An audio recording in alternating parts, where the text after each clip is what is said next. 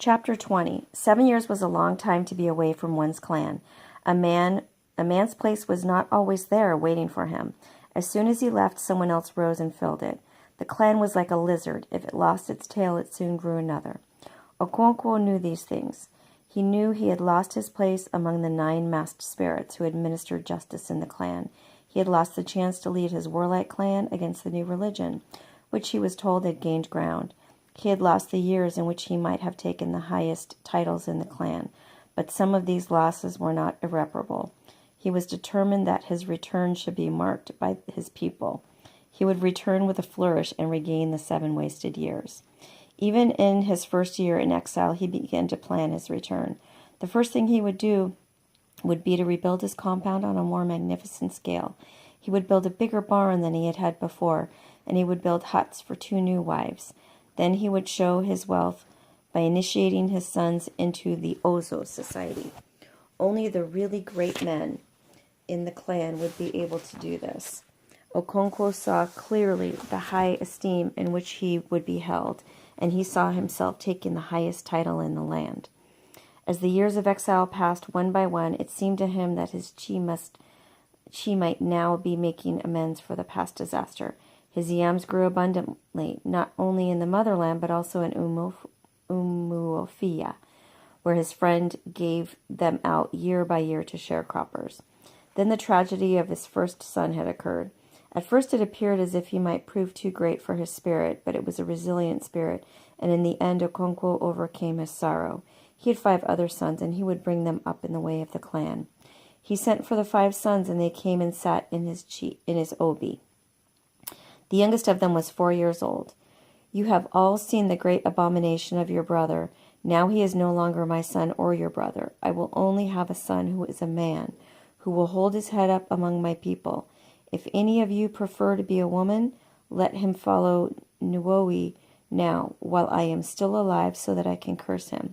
If you turn against me when I am dead, I will visit you and break your neck."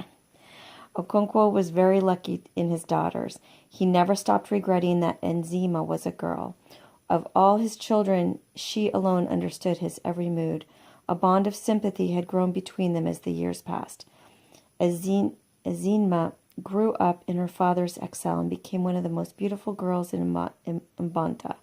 She was called Crystal of Beauty, as her mother had been called in her youth. The young alien girl who had caused her mother so much heartache had been transformed almost overnight into a healthy, buoyant maiden. She had, it was true, her moments of depression when she would snap at everybody like an angry dog. These moods descended on her suddenly and for no apparent reason, but they were very rare and short-lived. As long as they lasted, she could bear no other person but her father. Many young men and prosperous middle-aged men of Mbanta came to marry her, but she refused them all, because her father had called her one evening and said to her, "There are many good and prosperous people here, but I shall be happy if you marry in Umuofia, when we return home." That was all he had said, but Enzima had seen clearly all the thoughts and hidden meaning behind the few words, and she agreed. "Your half-sister Obiageli will not understand me, but you can explain to her." Although they were almost the same age, Enzima wielded a strong influence over her half-sister. She explained to her why they should not marry yet, and she agreed also. And so the 2 of them refused every offer of marriage in Mbanta. "I wish she were a boy," Okonkwo thought within himself. She understood things so perfectly. Who else among his children could have read his thoughts so well? With 2 beautiful grown-up daughters, his return to Umuofia would attract considerable attention. His future sons-in-law would be men of authority in the clan. The poor and unknown would not dare to come forth.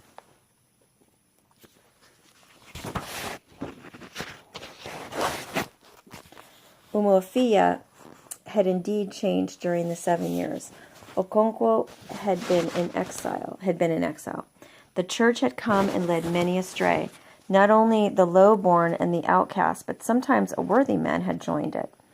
Such a man was Ogbuefi Ugonna, who had taken 2 titles and who had, like a man-med, had cut the anklet of his titles and cast it away to join the Christians.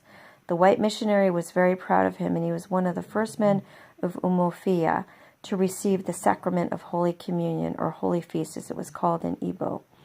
Ogbuefi Ugonna had thought of the feast in terms of eating and drinking, only more holy than the village variety. He had therefore put his drinking horn into his goatskin bag for the occasion. But apart from the church, the white men had also brought a government. They had built a court where the district commissioner judged cases in ignorance. He had court messengers who brought men to him for trial.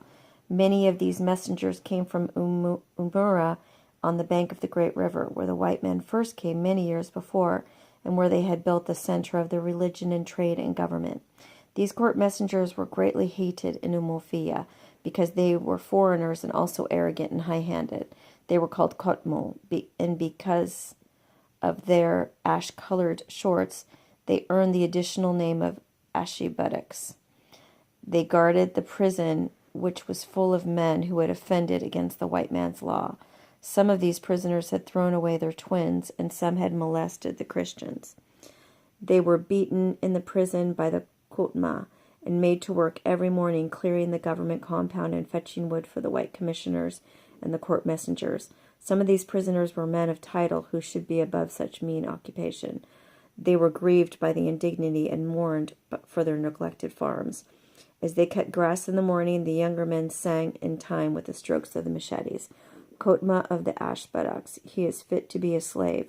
The white man has no sense. He is fit to be a slave.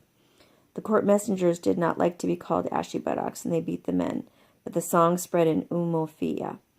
Okonkwo's head was bowed in sadness as Obierka told him these things. "Perhaps I have been away too long," Okonkwo said, almost to himself. "But I cannot understand these things you tell me. What is it that happened to our people? Why have they lost the power to fight? Have you not heard how the white men wiped out Obame?" "I have not heard," said Okonkwo. "But I have also heard that said Okonkwo, but I've also heard that Abame people were weak and foolish. Why did they not fight back? Had they no guns and machetes? We would be cowards to compare ourselves with the men of Abame. Their fathers had never dared to stand before our ancestors. We must fight these men and drive them from the land. It is already too late," said Obierka sadly. "Our own men and our sons have joined the ranks of the strangers. They have joined the religion, and they help to uphold the government. If we should try to drive out the white men in Umuofia, we should find it easy. If we should try to drive out the white men in Umuofia, we would find it easy. There are only 2 of them, but what of our own people who are following their way and have been given power? They would go to Umuro and bring the soldiers, and we would be like Abame."